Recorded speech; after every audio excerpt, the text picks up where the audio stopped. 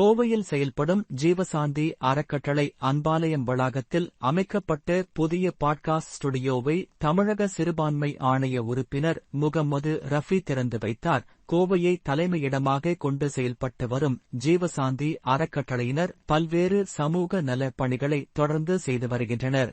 இந்நிலையில் கோவை கரும்புகடை, சேரன் நகர் பகுதியில் செயல்பட்டு வரும் ஜீவசாந்தி அறக்கட்டளையின் தலைமை அலுவலகமான அன்பாலயம் வளாகத்தில் நவீன தொழில்நுட்ப வசதிகளுடன் கூடிய பாட்காஸ்ட் ஸ்டுடியோ துவக்க விழா ஜீவசாந்தி அறக்கட்டளை நிர்வாகிகள் சலீம் மற்றும் அஷ்ரப் ஆகியோர் தலைமையில் நடைபெற்றது.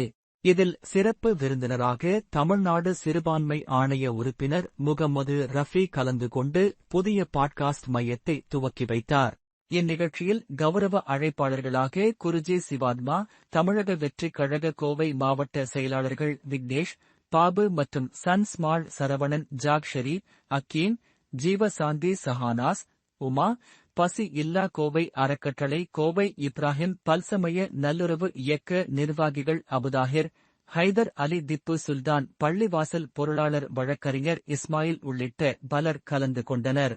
ஜீவசாந்தி அறக்கட்டளைக்கு வரும் பல்வேறு அமைப்பினர்களின் கருத்துக்களை பதிவு செய்யும் வகையில் புதிதாக துவங்கப்பட்ட பாட்காஸ்ட் திறப்பு விழாவில் கலந்து கொண்டு தமிழ்நாடு சிறுபான்மை ஆணைய உறுப்பினர் முகம்மது ரபி தமது வாழ்த்துரையில் பேசுகையில், மதங்களை கடந்து அனைத்து சமூகத்தினரும் இணைந்து ஜீவசாந்தி அறக்கட்டளையில் செய்து வரும் சமூக நலப்பணிகளை தாம் பாராட்டுவதாக தெரிவித்த அவர், இதுபோன்ற புதிய செயல்பாடுகள் தன்னார்வலர்களுக்கு மேலும் ஊக்கம் அளிக்கும் என அவர் தெரிவித்தார்.